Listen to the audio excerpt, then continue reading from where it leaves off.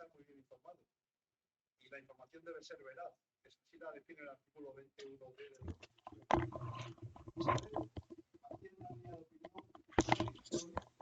tiene unas ideas, las expresa y las expresa de una manera clara, y a mí por lo menos me llega, y yo comparto que a mí. Eso no quiere decir que adule o critique porque sí, paciente. Cuando tenga que criticar, criticaré, cuando tenga que adular, adularé. Pero creo que con eso está haciendo, una de las funciones esenciales de la libertad de opinión.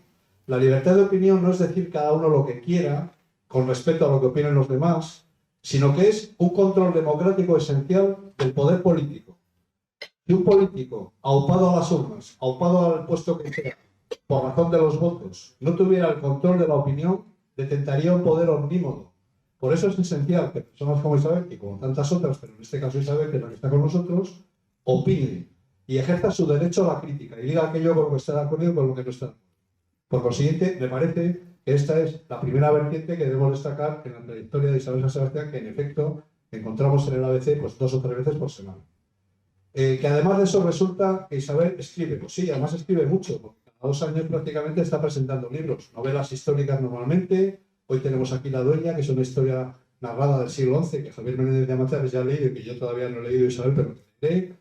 Y nos ilustra la historia de España, nos ilustra la vida de las personas que son los protagonistas de la novela, y en definitiva creo que es una persona que hoy en día es una referencia para quienes tenemos el espíritu y el propósito y el deber y la necesidad de conocer qué tenemos entre manos, hacia dónde va la sociedad, en fin, una serie de cuestiones que son importantísimas para el devenir diario.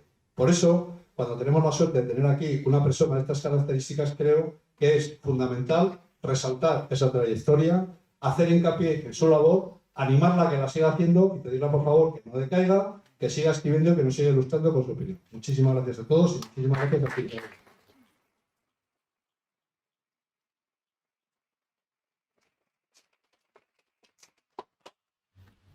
Muy buenas noches. Tampoco, sí. Buenas noches. Bueno, Luis ha resaltado una de sus facetas. Yo me voy a quedar con otra, que además he encontrado un viso poético en esta novela, y es su faceta de escritora de novela histórica. Hay un pasaje en la novela que me llamó inmediatamente la atención por esa vocación poética, ¿no? Bueno, está hablando de cómo la protagonista recuerda su infancia ya en el otoño de su vida, dice, ¿no? Que esos recuerdos se reverdecían con fuerza y lo que surge, dice ella, era la voz del pasado. Yo creo que esa voz del pasado es lo que está moviendo a Isabel San Sebastián a esta serie de novelas que en los últimos 10 años nos está, bueno, pues acercando una época que yo creo que hasta hace nada teníamos muy mal conceptuada y casi abandonada en el olvido, ¿no? Dicen los orientales aquello de ojalá que vivas tiempos interesantes, y tendemos a pensar, bueno, aunque lo dicen con un sentido que no tiene nada que ver con lo que parece, ¿no? Esos tiempos interesantes suelen ser muy interesantes para los historiadores y para contarlo después, y tremendos para quienes los viven. Uno de esos momentos interesantes que es el que recoge Isabel en La Dueña, y es el siglo XI de nuestra historia. Bueno, no tiene mucho misterio porque ya va siguiendo siglo a siglo lo que ocurrió en nuestra Edad Media, pero sí que nos descubre un mundo muy diferente, ¿no? Nosotros tenemos, yo creo que en la cabeza, que en aquella época sufrieron el milenarismo, que fue como la versión 1.0 de aquel efecto 2000 que sufrimos en el año 2000, con que si Windows iba a caerse y iba a acabar el mundo y todo iba a explotar. Y se supone que algo parecido ocurrió en la Europa cristiana en aquel momento del año 1000. Algo dudoso porque, bueno, como Isabel San Sebastián no estaba muy claro si ese año era el 1000, si era 30 años antes, 15 años después. Los calendarios andaban un poco, bueno, en pañales en aquella época, ¿no? Pero cuando recorremos esa época en nuestro imaginario colectivo, pensamos que es una edad oscura, que no tiene nada que ver con nosotros, y en la que, bueno, pues el mundo se movía de una manera muy diferente.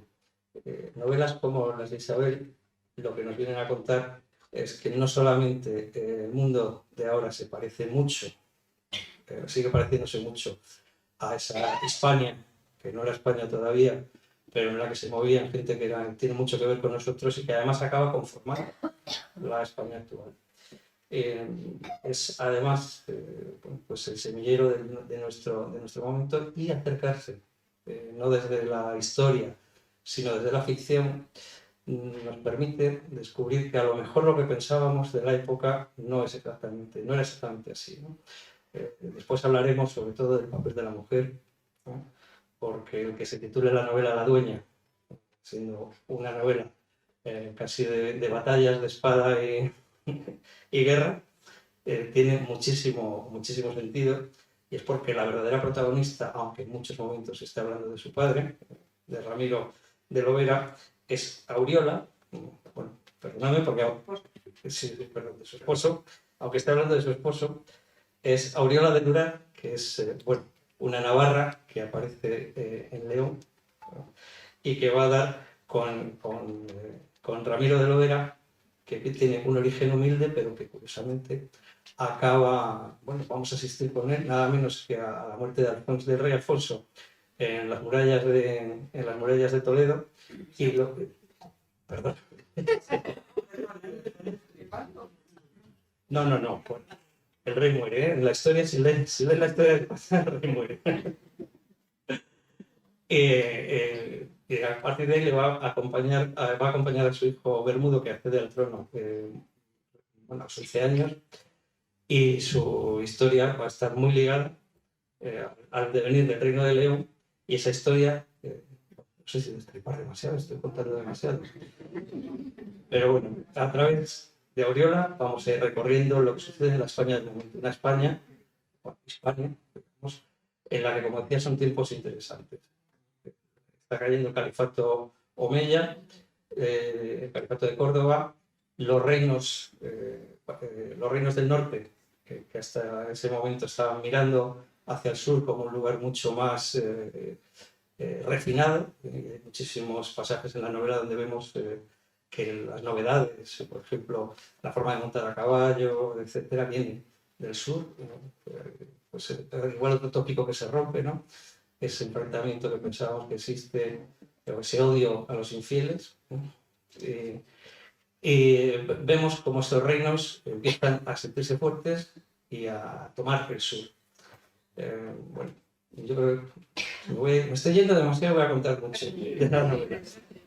Pero sobre todo sí que me gustaría que empezásemos a hablar del personaje de Auriola, porque hay una parte que yo creo que justifica o nos da esa visión que tenemos de la Edad Media y del papel de la mujer, en el que...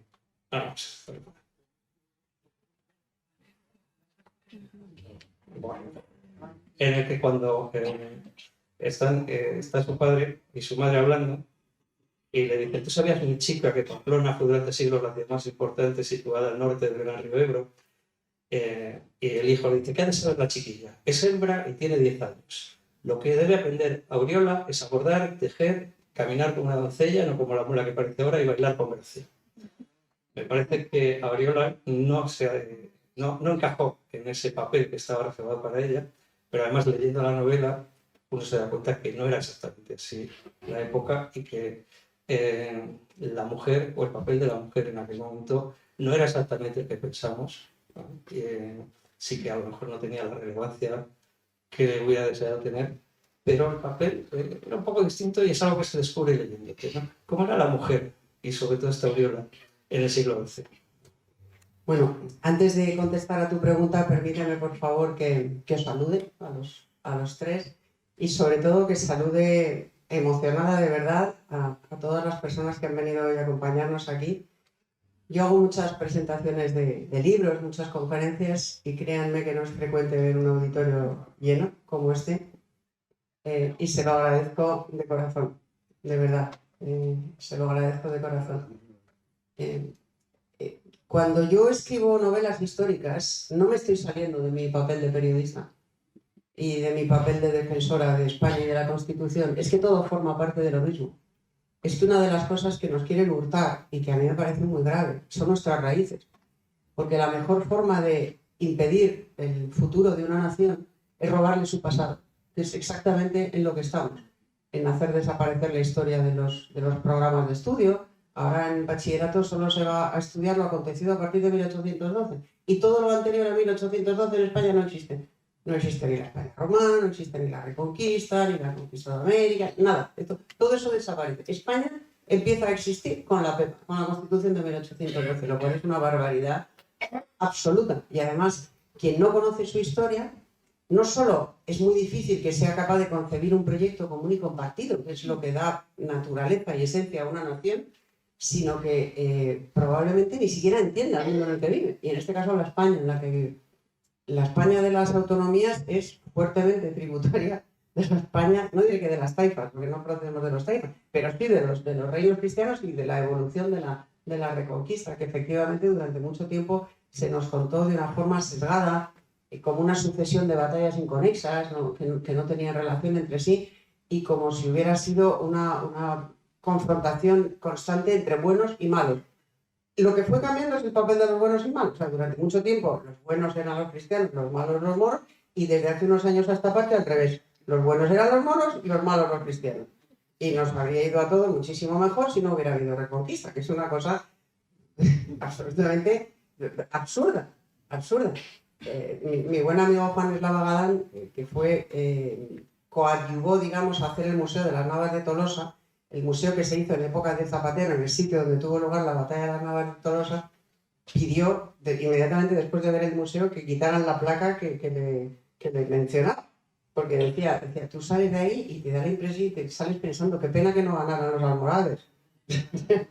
Y efectivamente en la página web del museo había, no sé si lo habrán quitado o no, había, cuando yo lo consulté hace unos años, había una cita que decía que ese museo era una contribución, es una cita textual, una contribución a la cultura de la paz y la alianza de las civilizaciones. Las Navas de Tolosa.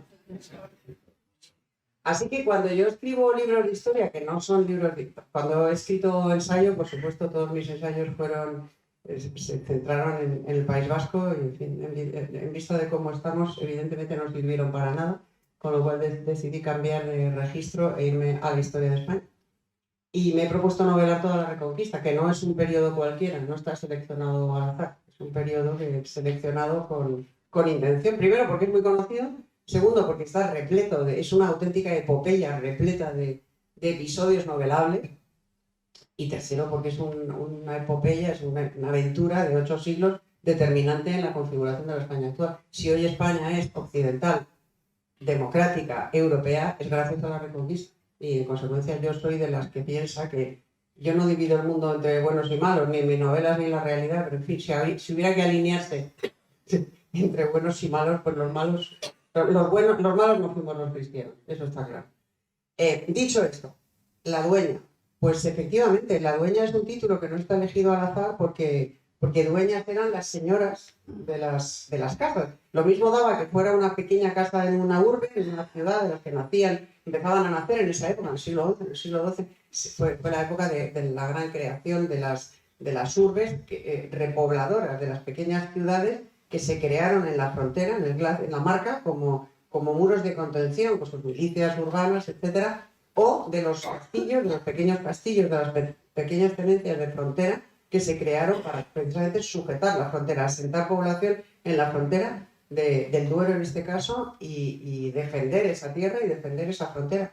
Y dueñas se llamaba, pues eso, a las señoras de esa casa, de esa tenencia, incluso de esa granja, eran las dueñas. Y se las siguió llamando dueñas hasta época muy reciente. Y el mero término, la mera palabra dueña ya da una idea de la importancia de esas mujeres, del papel que tenían esas mujeres. Esas mujeres tenían que gestionar esas propiedades en ausencia de sus maridos. Y quien lea a la dueña se hará una idea de lo frecuente que era la ausencia de esos hombres, porque siempre estaban peleando, o peleando entre cristianos, o peleando con musulmanes, o sofocando alguna rebelión que había en alguna zona del reino. Mi pobre protagonista Ramiro se pasa todo el tiempo junto a su rey peleando, combatiendo. Y en su ausencia, evidentemente, quien tiene que tomar las riendas de la casa es Aurora.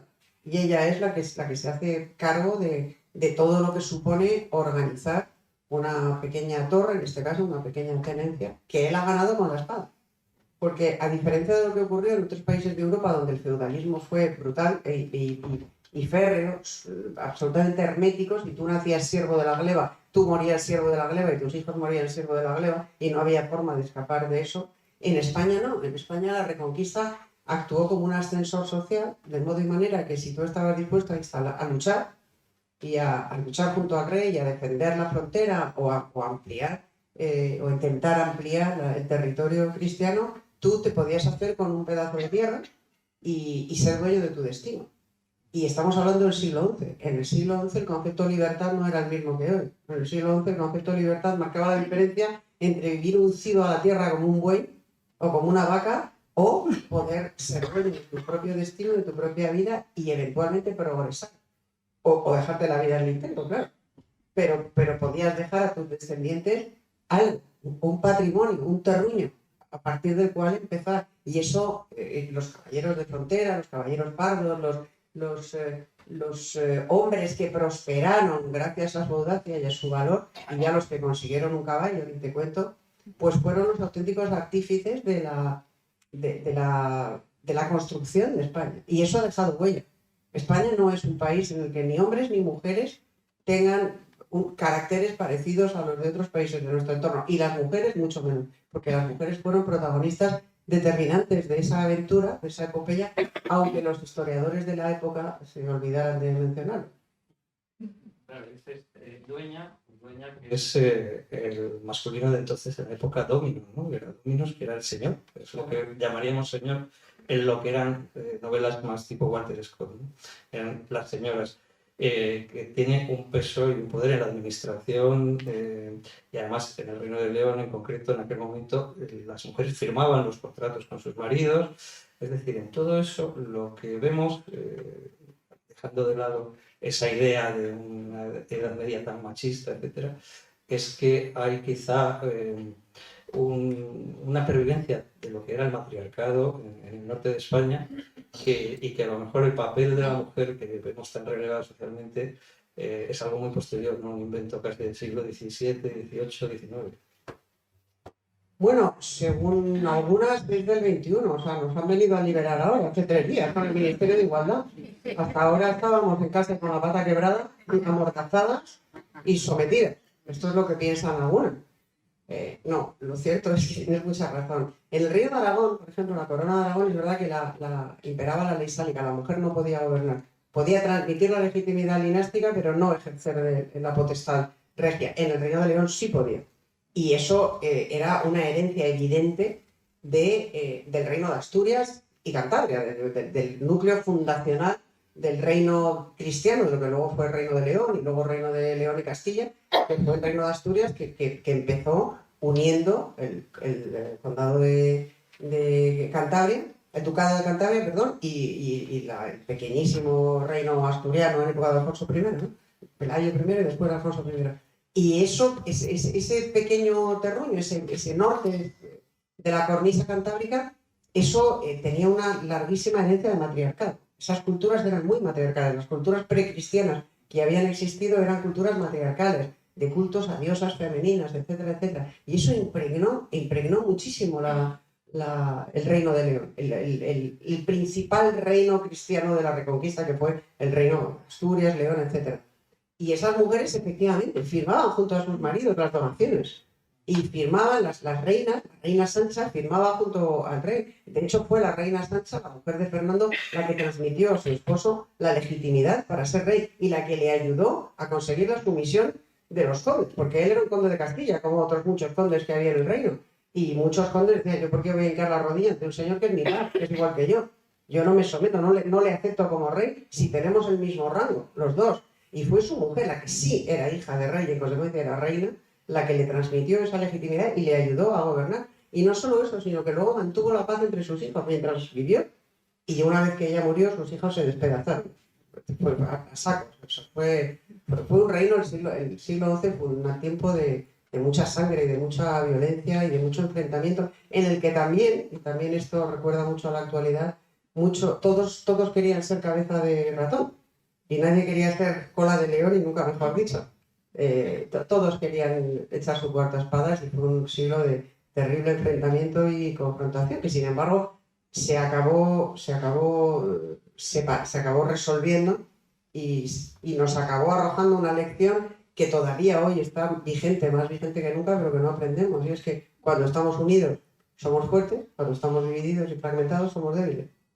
Y esa es una lección de la Reconquista. Cuando los musulmanes se dividieron en taifas, que es este periodo, acabaron siendo feudatarios de los reinos cristianos a quienes pagaban parias para poder sobrevivir. Yo digo en la novela que pagaban con oro el acero de las espadas que les destruirían, y de las armaduras y de las corazas. Y los reinos cristianos, cuando se fragmentaron los reinos cristianos y los musulmanes se unieron, por ejemplo, es lo que cuento en la novela anterior, en Las campanas de Santiago, que no vine a presentar porque estábamos en pleno COVID, ahí fue al revés. Ahí el califato se unió, los reinos cristianos se fragmentaron y fueron objeto de brutales aceifas y de una sumisión absoluta. Bueno, imagino que en cuanto llegue la próxima novela nos contarás cómo comienza o se retoma la idea de España, ¿no? Que es algo que sucede en la Cancillería de León, un poquito después de lo que pasa. Ahí discutiríamos, ¿eh? Podemos discutir mucho. Pero... La idea de España está presente en las crónicas de Alfonso III. Me refiero a la idea del Reino de León, del emperador, por su mano el emperador, de adscribirse al concepto de España. Que tenía, o de España, que tenía... Alfonso VI se intituló, después de conquistar Toledo, emperador de toda España. Imperator Tutius Hispani, Alfonso VI, que se parece en la novela, o sea que eso es discutible, pero ya en la... no tenemos, yo creo, ese vasallaje, ¿no? De todos los grandes reinos. De todas maneras, lo que te quería comentar... Pero la idea está. Sí, la idea está, pero la idea de España está... Lucas de tú y etcétera, yo creo que es un poquito después, ¿no? En la próxima novela. Se pasa a papel. No, lo pasó a papel Alfonso III. La idea de España y la idea de recuperar la pasó a papel Alfonso III en sus crónicas que escribieron españoles mozárabes. O sea, esa idea está. Lo que no está, digamos, es un proyecto concreto definido. Eso es verdad que será Alfonso VII, el emperador, el primer emperador de toda España, pero Alfonso VI ya se intituló así, ¿eh? Ya tenía la idea de España, ya estaba en su cabeza. No nació antes. Lo que sí reflejas es el momento previo. Pensamos, o la idea que tenemos preconcebida es que la Reconquista es una lucha de todos los cristianos contra el sur, y como tú decías, que están constantemente en guerra, que claro, no entra en la novela y nada de eso, ¿no? Hay un trasvase de ideas entre el norte y el sur, entre el Islam y los reinos cristianos, e incluso hay, bueno, pues rencillas entre los reinos. Aquel momento era, como decías, de lo que sucede después al reino de Taifas, a los reinos de Taifas en el mundo musulmán, era un momento de desintegración en el sur y de integración en el norte, que lidera, bueno, en ese momento el Reino de León, y que es lo que hace que se avance, ¿no? Pero sí que había mucha comunicación entre los dos mundos y una especie de admiración, ¿no? hacia el sur, ¿no? Eso fue cambiando a lo largo del tiempo. Durante los primeros 300 años, el norte miró al sur con miedo y con veneración. En la época del califato, Córdoba, eso es lo que cuentan Las campanas de Santiago en la novela anterior, Córdoba era únicamente homologable a Constantinopla. Era una ciudad gigantesca de 500.000 de habitantes, con mezquitas, con jardines, huertos. El califato encarnaba la civilización, digamos, y encarnaba esa civilización y ejercía un dominio brutal sobre el norte, con constantes aceifas destinadas a destruir y a llevarse esclavos para venderlos en los mercados. El califato se construyó en gran medida con esclavos cristianos, lo cual tampoco parece molestarles mucho a los de Podemos, que le levantaron una estatua al Manzor en Algeciras. Y siempre está llegándose que si los colonizadores fueron unos asesinos y unos genocidas y tal y cual, para genocidar al Manzor. Sí que fue más malo que la Quina, pero bueno, en fin, esto es la novela anterior. Entonces, durante esos años, en esta época, que fue al morir Almanzor y desintegrarse el califato en Taifas, los reinos cristianos están enfrentados entre sí, porque León está enfrentado con Navarra, o aliados, según, porque las cosas cambian constantemente. Esta es una novela que ha sido muy difícil de escribir, porque los reinos están cambiando constantemente y los reyes se llaman todos igual. Se llaman todos Sancho y Alfonso, todo. Y no sabes si es Sancho de Navarra, o Sancho de León, o Sancho de Castilla, o sea, pero se llaman todos igual. Y entonces es un poco complicado, pero bueno, he intentado silvanar la madeja para que se entienda a través de un personaje de ficción que es Auriola, ¿no? Entonces, en este momento es cuando empiezan a cambiar las tornas y desde el norte se mira al sur con admiración en lo cultural. Alfonso VI se viste a la mora muchas veces, se copia el arte, el mudéjar, es cuando empieza a entrar el mudéjar, se escucha música, se empiezan a adoptar las costumbres de la buena vida, digamos, del sur, de los magnates del sur, pero al mismo tiempo se les desprecia porque son militarmente débiles, hasta que llegan los almorávides y ahí se acabó lo que se da, son unas auténticas bestias los almorávides, pero vienen de África. Pero entonces empiezan a cambiar. ¿Hay contacto? Sí, hay contacto, por supuesto, hay comunicación, pero lo que nunca decae es la convicción de los cristianos del norte de que ellos tienen que recuperar toda España. Eso está en las crónicas, desde la crónica de Alfonso III, y está en el proyecto político de Alfonso II, y el Camino de Santiago, etcétera, etcétera. O sea, la idea de esta es nuestra tierra y la vamos a recuperar, esa está presente. Pero bueno, claro, ha costado mucho tiempo, ¿no? Y demuestra, por cierto, una lección que debería saber Putin. Y es que las guerras de invasión siempre las pierde el invasor, siempre. Tardará más o tardará menos en perderla, pero la perderá. Esperemos que sea menos. Esperemos que no les lleve a los ucranianos 8 kilos, pero les está costando menos. Pero es una lección también de la historia que conviene aprender. A ver, con tu permiso, vamos a hacer un salto temporal de triple tirabuzón, ¿eh? Y nos vamos a plantar en el presente. Tú has escrito mucho sobre la situación del terrorismo en el País Vasco, sobre ETA. En tu familia había una víctima del terrorismo y ahora parece que todo eso está desdibujado, ya ha pasado. Mi pregunta, y me gustaría conocer tu opinión sobre si realmente, como se cuenta ya como un hecho histórico, ETA ha sido vencida, o si eso es un cuento para apagar la conciencia de una buena parte de los españoles. Esa afirmación parte de un error grave, y es pensar que ETA fue una cuadrilla de asesinos, y solo una cuadrilla de asesinos. ETA nunca fue solo una cuadrilla de asesinos. ETA fue una organización, y es una organización muy compleja, con distintos tentáculos. Había una rama política, había una rama económica y había una rama militar. Ellos decían, a mí me parece que es ofender la palabra militar, utilizarla, pero bueno, ellos decían así, ¿no? ETA militar, una rama, digamos, armada.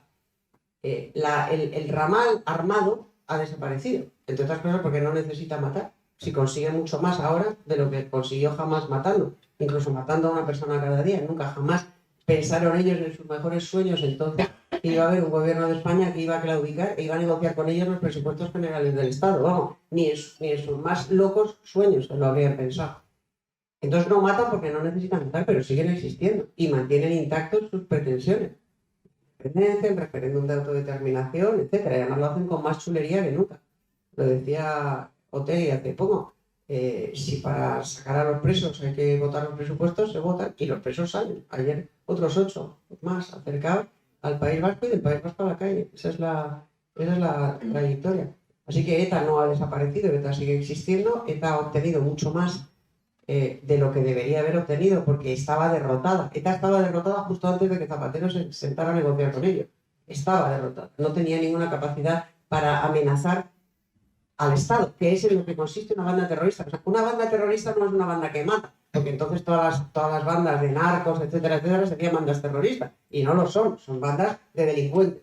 Y ETA ya era una banda de delincuentes que tenía poquísima capacidad para hacernos daño, podía matar de vez en cuando, pero no tenía ninguna capacidad para derribar los pilares del Estado. Ahora sí que la tiene, porque se la han dado quienes se han sentado a negociar con ellos y quienes les han concedido contrapartidas a cambio de que no maten, cosa que es una cosa que a quienes nos hemos jugado el pellejo y hemos luchado y hemos estado en esa guerra, pues vemos con mucho dolor, evidentemente. Yo ahora ya lo veo, después de varios años, lo consigo ver con un poco más de distancia, pero yo ni me acerco al País Vasco, se puede evitarlo, por ejemplo, y soy de allí. pero si puedo evitarlo ni me acerco porque es muy doloroso. Es muy doloroso ver cómo una partida que deberíamos haber ganado por goleada se ha quedado, en el mejor de los casos, en tablas y en el peor de los casos, en una derrota de la legalidad y de España y del Estado de Derecho frente a una cuadrilla de asesinos. Que era mucho más que eso, porque, repito, la rama armada ya no existe, pero existe la rama política y existe la rama económica. Y dentro de no mucho, si yo no me equivoco, y creo que no me equivoco, dentro de no mucho no solo existirá, sino que gobernará en el País Vasco. Gobernará en el País Vasco con la ayuda del Partido Socialista de Euskadi. ¿Me permites? Tomamos otra vez la máquina del tiempo. ¿Vale? Sí. Tomamos la máquina del tiempo y volvemos al siglo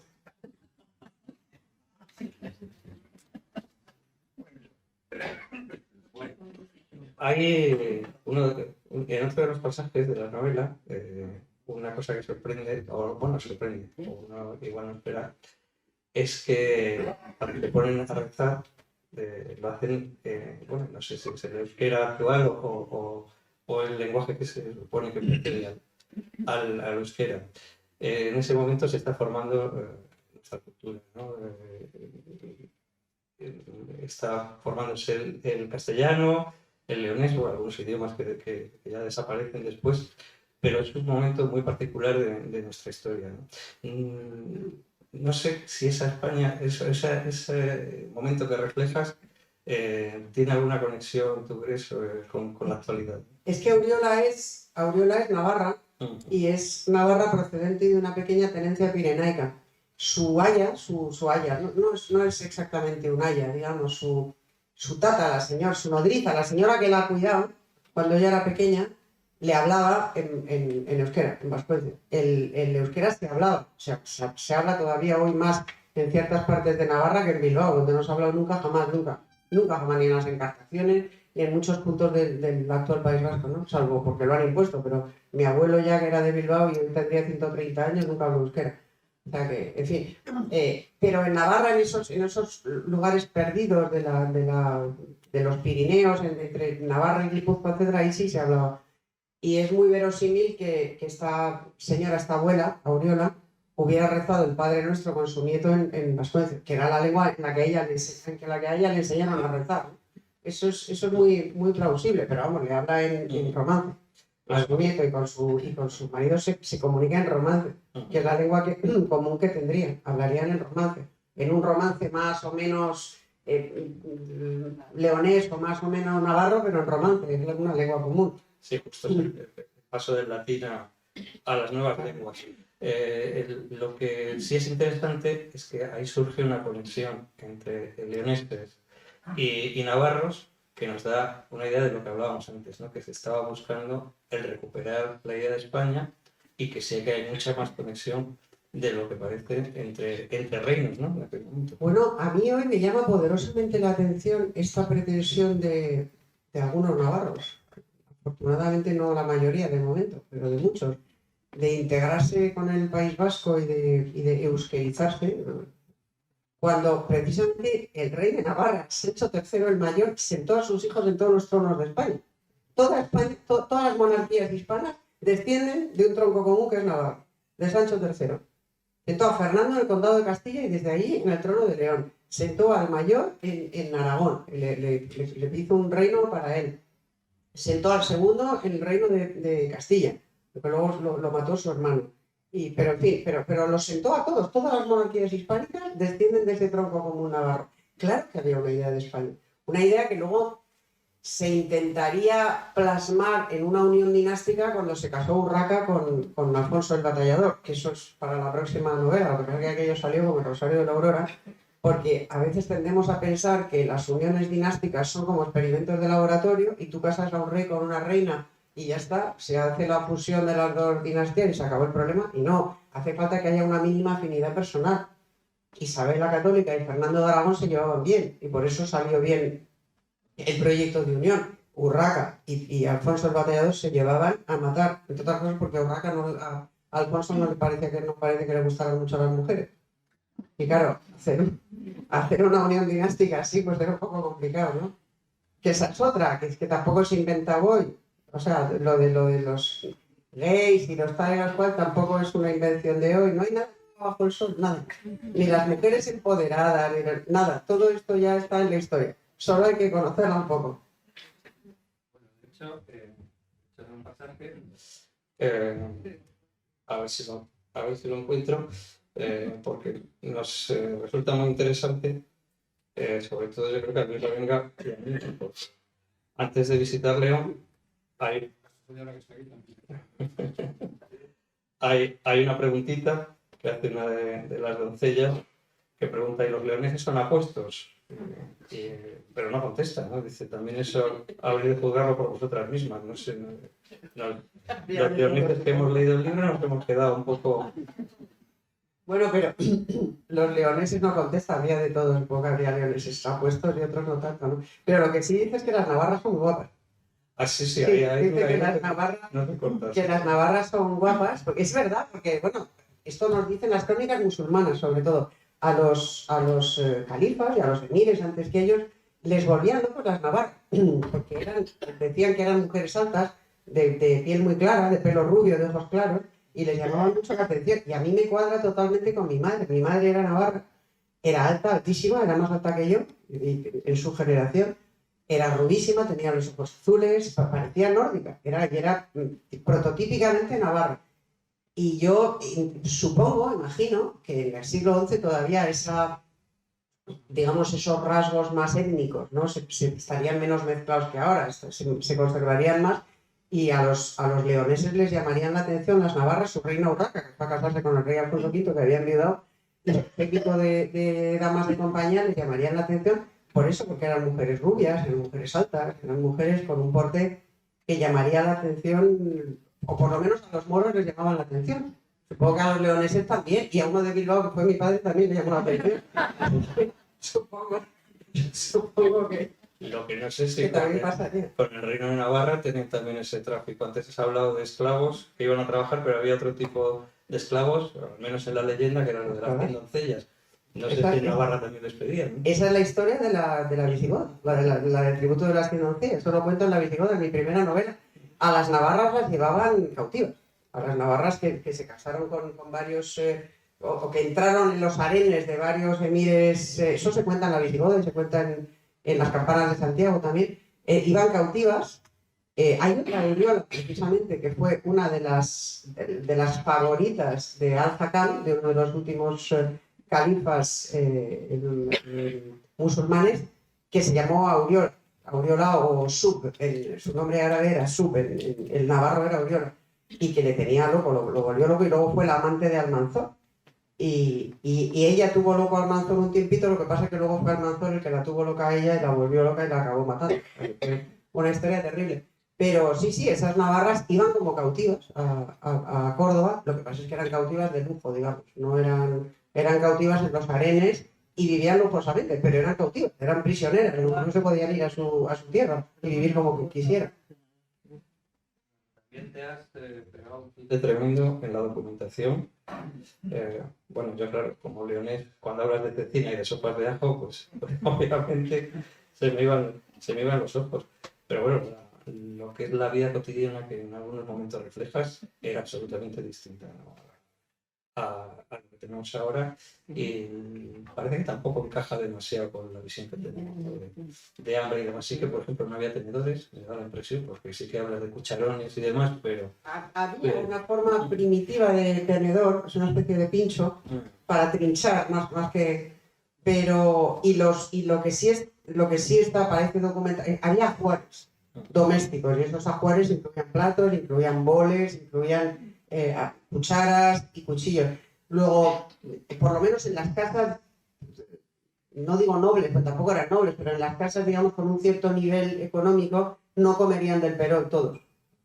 Del perol comerían en los cuerpos de guardia, en sitios más humildes, pero en una casa como la de Auriola, comerían, que le dice ella a su nieto, no te abalances como haces con tus soldados, come como Dios manda.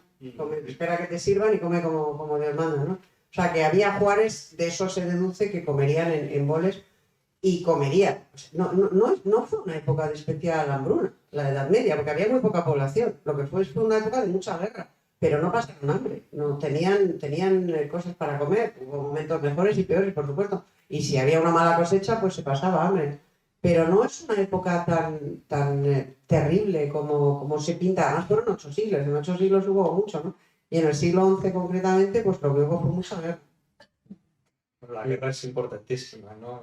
En esta novela crea toda una cultura, pero además de la guerra, que sí que es un asunto masculino, sí que hay una intervención de la mujer en la guerra, que es en cierto segundo plano, pero sí que vemos como Auriola es, digamos, un personaje clave en muchas cuestiones, más que de guerra políticas, ¿no? Del momento. Bueno, es que en León reinaba en ese momento, durante buena parte de la novela, la reina Sancha. La reina Sancha fue una reina muy importante, la mujer del rey Fernando, ¿no? Y ella es la que conoce a Auriola. No voy a destripar la novela, pero vamos, claro que tenía influencia política. Ya destrozado. Y las mujeres sí que iban a la guerra. Por ejemplo, la reina Toda de Navarra, una Navarra que debió de ser recia, la reina Toda de Navarra estuvo en la batalla de Simancas. Y después de estar en la batalla de Simancas, donde los cristianos les dieron pal pelo a los musulmanes, pero estuvo cabalgando, no estuvo en la retaguardia, estuvo al frente de un contingente navarro, la tía, en la batalla de Simancas. Y la reina Urraca encabezó muchas veces a su ejército contra su marido. Eso es la novela siguiente.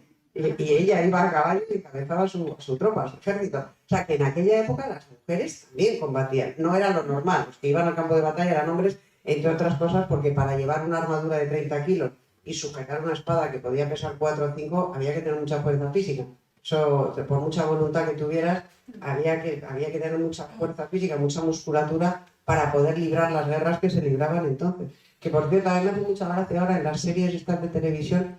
No sé si os habéis fijado, las series de televisión que se supone que se desarrollan en una época más o menos medieval, siempre están con la armadura puesta.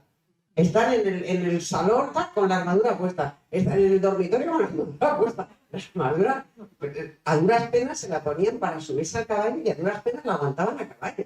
A pie era imposible estar con la armadura. Vamos, unos cuantos lances de espada y después te caías. Aquello pesaba un montón. La armadura no se sostenía así como... Pero las mujeres tenían... Algunas mujeres... A ver, las mujeres siempre estaban por detrás de los varones en potestad. O sea, en presencia de un hombre, un padre, un esposo, lo que fuera, la mujer estaba relegada, estaba dominada o sujeta a la tutela del varón, para hablar en términos... Pero en ausencia de un varón, cosa que se producía muy a menudo, la mujer tenía su poder y lo que hacía, y podía donar, y eso incluso con marido, podía donar. Ella era la propietaria de sus bienes privativos, de los bienes que recibía en dote o de los que heredaba, etc. O sea que no es verdad que estuviera casi, estuvo más en casa y con la pata quebrada en el siglo XIX que en el siglo XI o XII o XIII o XIV. Pero vamos, para cuando llegó Montero al ministerio ya un poquito nos habíamos liberado. A mí ya me daban paga y todo. Bueno, Auriola, como nos has comentado, es un personaje de ficción, pero que has querido hacer muy plausible. Pero además del siglo XI, sí que creo que has tomado, he leído por ahí en alguna entrevista, que has tomado parte de su personalidad de personas reales, ¿no? Así que me gustaría que nos hablaras un poquito de tu protagonista. Sí, Auriola se parece mucho a mi madre. Mucho. Mi madre a mi hijo, por ejemplo, le llamaba Mocete, Mocetico, como Auriola le llama a su nieto. Físicamente es ella, es su retrato. Tenía los pies grandes como Auriola y nunca le cabían los zapatos. O sea, se parece mucho en muchas cosas. Y también se parece a mí en algo que es importante en esta novela, y es la transmisión de la memoria a través del afecto. Esto va histórico o no histórico, pero yo creo que esto es eterno, ¿no? Quien cuenta historias, quien mantiene vivos a los desaparecidos, a los difuntos, a través de la memoria, a través del recuerdo, muy a menudo son las abuelas o los abuelos. Y eso es lo que hace Auriola, ¿no? Les habla a su nieto de su abuelo, a quien no han conocido, pero lo mantiene vivo en su memoria hablándoles. Eso es lo que yo he hecho con mis hijos y con mis nietas, hablándoles de sus abuelos. Hago lo mismo, ¿no? Y yo creo que es una... En ese sentido, Auriola se parece a mi madre y se parece a mí, hacemos lo mismo. También es verdad que cuando yo empecé a escribir, a documentar, no a escribir, pero sí a pensar este libro, acababa de ser abuela, y la abuelez es una emoción potentísima, potentísima, por lo menos para mí. A mí me tienen mis nietas completamente chaladas y yo necesitaba expresar esa efusividad, ese cariño, esa ternura a través de mi personaje. Bueno, Auriola pasa por todas las edades, ¿no? Empieza la novela, es jovencita y luego va avanzando. Y bueno, se parece mucho a mí en su época más juvenil y también se parece mucho a mí en su época, y a mi madre en su época ya más madura. Pero mi madre era una mujer muy recia, era como ella, era recia, recia, recia. Bueno, lo expresas, yo creo que esa voluntad de mantener el recuerdo de la familia, lo expresas muy poéticamente. Me dice, la llamada de la sangre empeñada en hacerse oír, ¿no? Que eso es lo que mueve a Auriola a contar las historias del abuelo a los nietos, ¿no? Antes nos has contado que ya no vas al País Vasco, pero sí que el norte parece que es un paisaje al que no quieres renunciar, ¿no? De hecho, creo que esta novela está por lo menos concebida en Asturias, aunque luego la hayas escrito en Madrid, ¿no? ¿Qué tiene el norte para arraigarse así? Para mí lo tiene todo. Para mí no hay nada como el Cantábrico, nada. El mar Cantábrico es lo más hermoso del mundo, el verde, el olor a tierra llovida, eso es maravilloso, el pisar musgo, eso es maravilloso. Yo he pasado mucho tiempo aquí en Cantabria, en la playa de Gerra, paseando, y en Ruilova, en Comillas, pasé aquí muchos veranos y luego, por razones personales que no vienen al caso, me mudé hacia Asturias, me hice una casa. Y ese cambio, yo siempre digo, es una forma muy resumida y muy prosaica de decirlo, pero siempre digo que es como mi tierra, pero sin gentuza.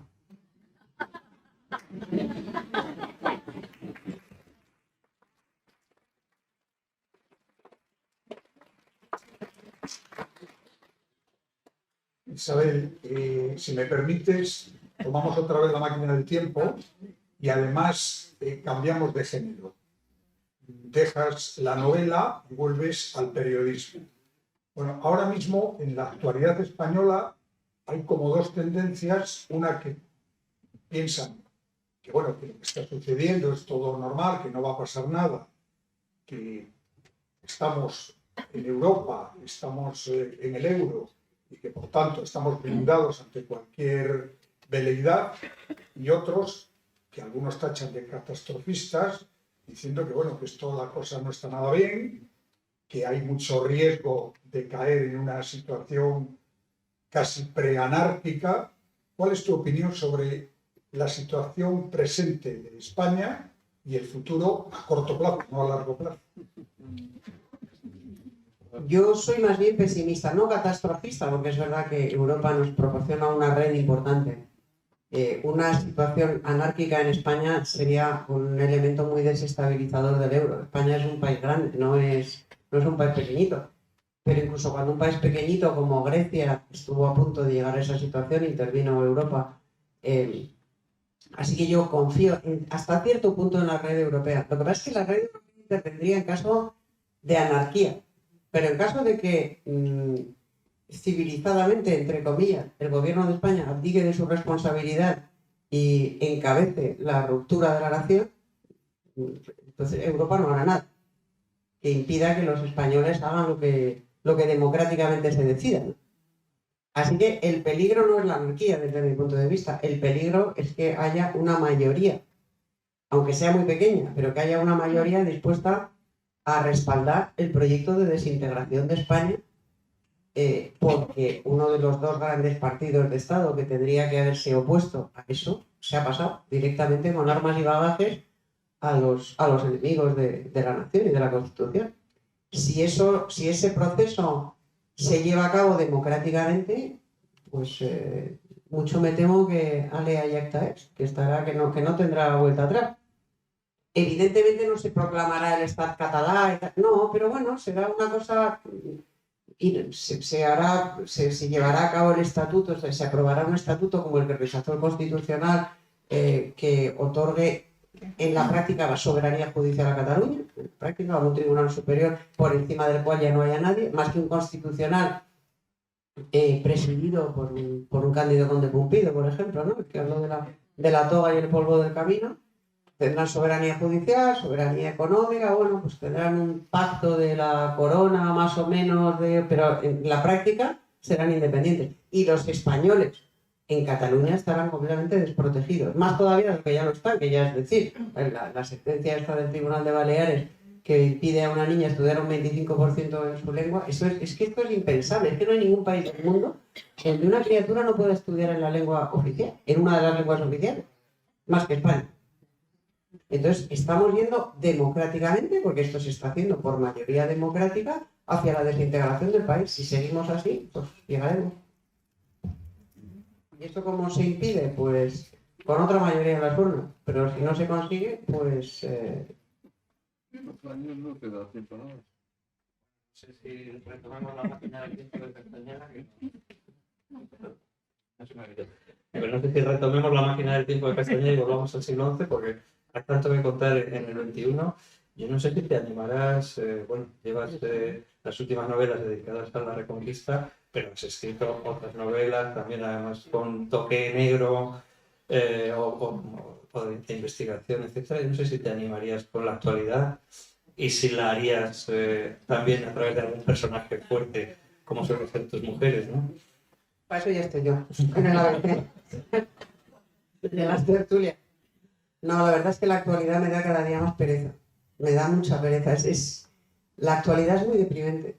La actualidad española es muy deprimente. Un país que tiene la historia que tiene España, que ha dado los personajes que ha dado España. Y no hace falta irse al siglo XI o al IX. Yo tuve la suerte de conocer la transición y la post-transición y conocí a aquellos personajes que protagonizaron aquello y de los cuales uno aprendía.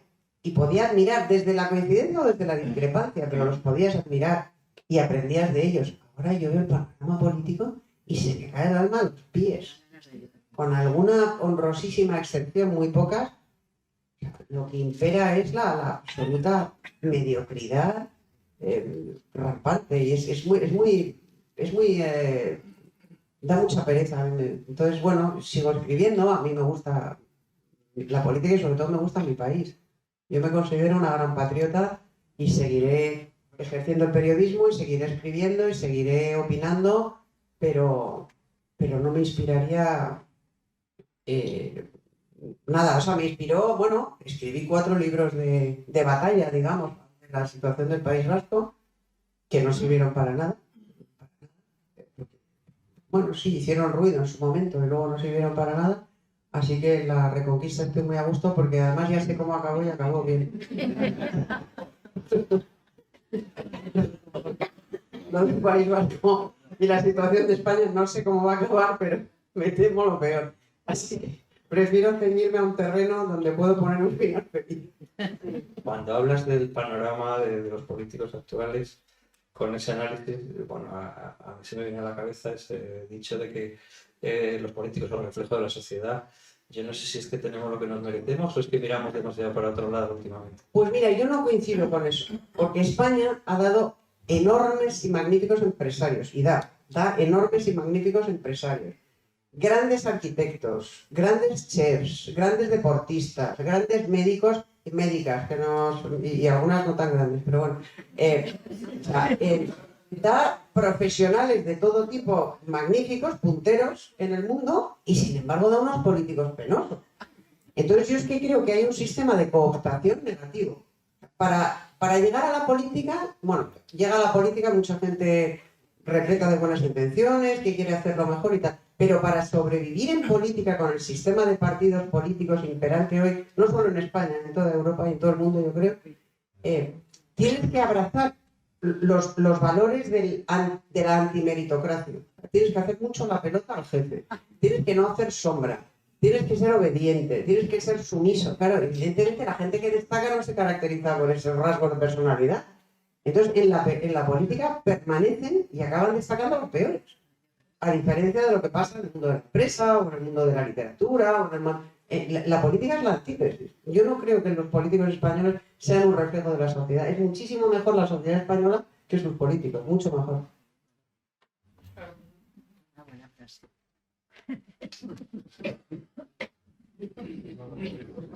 Sí. Bueno, perdón, es que el micro, estos micros de mano que vamos a intentar mejorarlos pronto, tienen un poco de retardo desde que se aprieta aquí el botón hasta que en la cabina funciona la amplificación.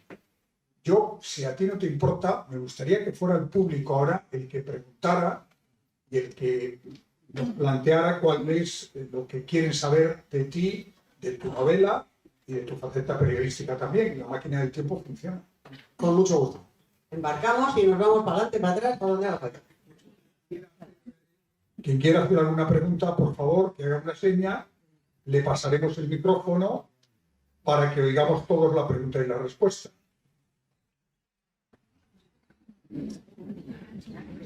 Venga, ánimo. Una valiente. Un valiente, mire. Isabel, yo estoy contigo.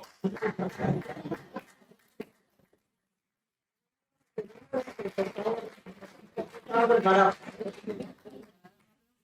Se ha venido conmigo de Madrid.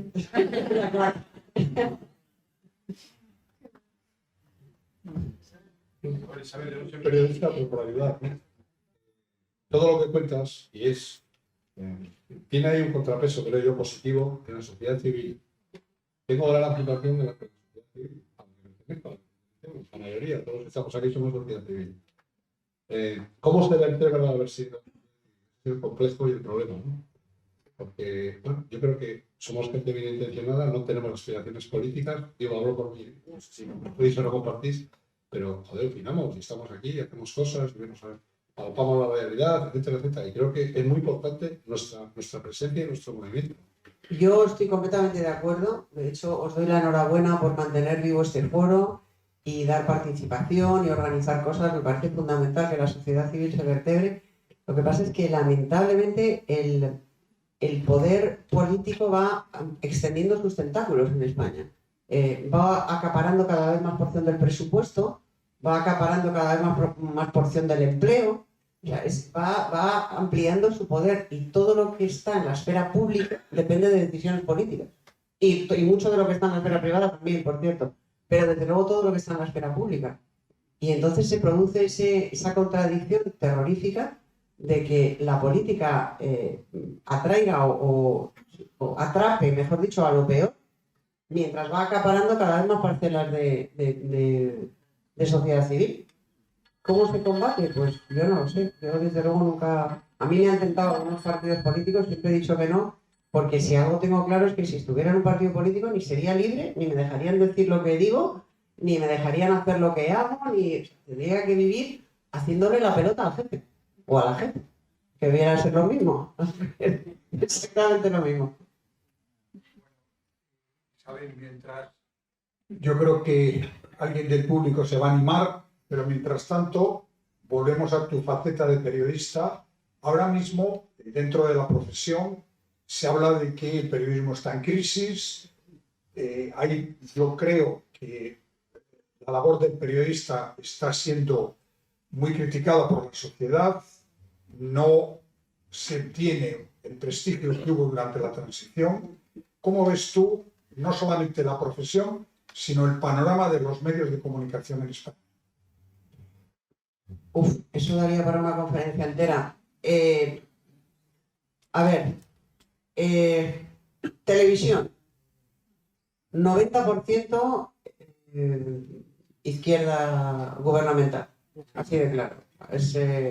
Es un sistema de licencias y sobre todo es un sistema de, ¿cómo diría yo?, de retroalimentación de la propaganda, del discurso propagandístico, y entonces está absolutamente entregada. También es verdad que la televisión es un medio cada vez menos influyente, que allá la gente joven prácticamente no ve la televisión, y alguna gente mayor como esta Menda tampoco. Ves plataformas, YouTube, programas enlatados, o sea que la televisión convencional cada vez tiene menos influencia, pero bueno, sí conserva alguna. El panorama de radio es más plural, y el panorama de periódicos es infinito. Hay muchísimos periódicos nativos digitales, de papel, en fin, hay de todo. Lo que pasa es que la situación financiera de los medios en general es bastante dura, bastante crítica, lo que significa que los profesionales del periodismo están en general mal pagados, son precarios y desde luego no tienen ni remotamente los medios que tuvimos los de mi generación, que te permitían, tú decías antes, periodismo fundado. O sea, yo tenía tiempo en ABC para cultivar mis fuentes, para irme a comer con uno, con otra, con tal, para hacerme un viaje, para documentar una noticia, cubrir unas elecciones. Eso ya es impensable en los periódicos actuales, no hay medios para hacer eso. Entonces, bueno, pues hay periodistas mejores, otros peores, hacen lo que pueden, pero trabajan en general en unas condiciones muy, muy difíciles. Muy difíciles. Así que, y además, su trabajo se valora cada vez menos, pero eso es culpa nuestra. En el momento en el que la información dejó de ser de pago, se acabó el prestigio de la información. Tú no valoras aquello que te sale gratis, por lo que no pagas. Y eso fue un grave error que acabó perjudicando, dañando gravísimamente al periodismo. Y ahora están intentando volver al pago. A darles un trocito de mi columna y para seguir tienes que pagar y tal. Bueno, al final eso significa que hemos perdido penetración porque hay mucha gente que dice, no, es que yo no pago por leer. Yo tengo un amigo, muy buen amigo, político, que está en muchas legislaturas y tal, con quien voy mucho a comer y tal, y hablamos mucho. Me dice, mándame tu columna. Y digo, cómprate el periódico, tío, rata. Cómprate el periódico, que son 2 euros, 1,5 €. Luego te vas a comer cigalas, pero el periódico no te lo compro. No, yo no pago por el periódico. Bueno, pues ya, pues yo no te mando mi columna. Muy bien, pues ahí ya alguien se ha animado a hacer una pregunta.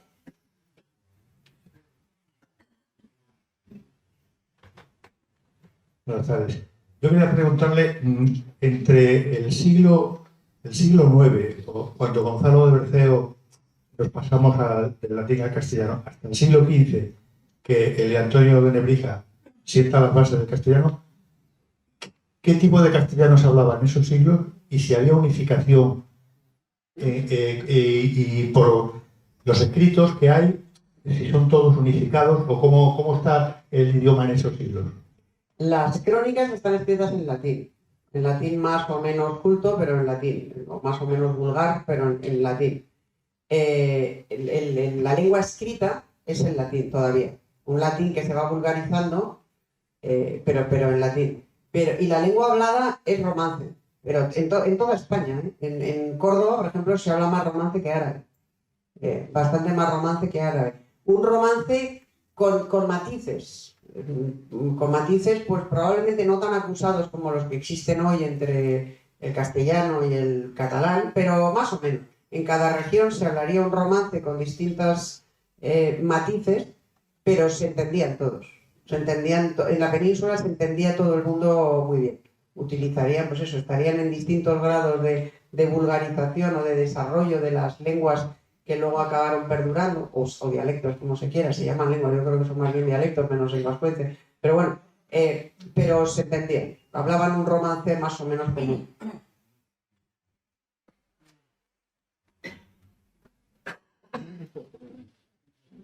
¿No se va a animar ninguna abuela a preguntarme?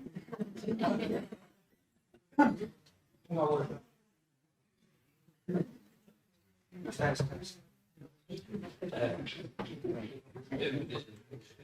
Si en la máquina del tiempo me vuelvo ahora.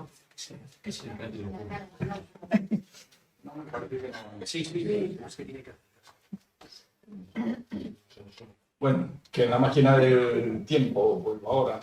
Estoy montado obviamente en tu carro desde hace mucho tiempo. Si recuerdas, en la transición, e incluso tirando hacia atrás 20 años antes, en ese hervir de conmoción, llámale de cambio, y de cambio político, de cambio de la sociedad, estaba siempre presente la juventud, estábamos. Y yo ahora la veo distante, la echo de menos. Me parece que los jóvenes no están jugando aquel papel que fue tan importante en aquel momento. Y simplemente quería saber tu opinión. Bueno, según se mire, yo en cambio pienso que hay demasiada presencia de juventud en los partidos y en los gobiernos y en los poderes. A partir de los 45 uno ya está descatalogado. Ya los partidos no quieren saber nada de gente de más de 40, con la excepción de Feijóo, que vino para rescatar al PP de la debacle de Casado. Todo lo demás es efebocracia, son chavales. Es verdad, y ahí sí que estoy de acuerdo contigo, que nuestros hijos, mis hijos tienen 35 y 38 años, viven muy al margen de la política. Y esa generación en general es así. Y yo creo que es que están asqueados de la política y con motivo. Y con motivo. Les hemos asqueado de la política. Entre la corrupción, que ha hecho un daño espantoso, la claudicación, los bandazos ideológicos, la gente joven que suele ser gente idealista, gente que merece la pena, que tiene principios todavía, los conserva, está asqueada de la política y no quiere saber nada. Y luego tampoco tiene tiempo. Trabajan muchísimo, a ver, me refiero a la gente que trabaja, no al mini vago que está en otra cosa, pero la gente que trabaja mucho, cuida a niños pequeños, no tienen tiempo. Yo creo que en España los jóvenes viven peor hoy de lo que vivíamos nosotros. Tienen más dificultades, menos ayuda, más dificultades. Y no tienen tiempo para dedicarse a la política y además tampoco les llama. No les llama más que a los que tienen esa disposición, como decía antes, a hacer la pelota, a integrarse en una organización, a meterse ahí y a vivir de cuento. Porque tú vas al Congreso de los Diputados y ves un montón de gente que no tiene ni oficio, ni beneficio, ni ganaría fuera de la política más de 800 euros al mes, ni en sueldo. Y están ganando 3.000. Y muchos de ellos son muy jóvenes. O sea que, según se mire. Buenas tardes. Mira, no he leído tu libro, ¿eh? ¿Sale Doña Toda en tu libro o nos cuentas un poco de Doña Toda de Navarra? Cuento un poco. Doña Toda es anterior a mi libro, pero hablo de Doña Toda. Uriola habla de Doña Toda con mucha admiración.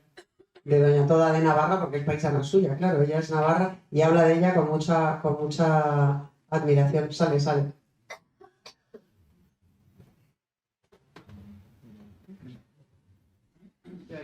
Buenas tardes. Perdona, me parece flagrante una cosa que estás diciendo. Si a los políticos les elige el pueblo, ¿por qué te metes con los políticos? Si te metes con los políticos, te metes con el pueblo. No, a los políticos los eligen otros políticos que los meten en una lista. Y luego tú votas una lista cerrada. Y esa es una de las grandes enfermedades del sistema democrático español. En los países anglosajones, en Reino Unido, por ejemplo. ¿A que no es así? Yo elijo, voto a quien quiero votar. Pero tú votas.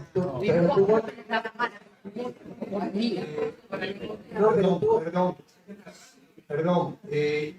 Esto no es una tertulia. Usted No, pero yo se lo explico.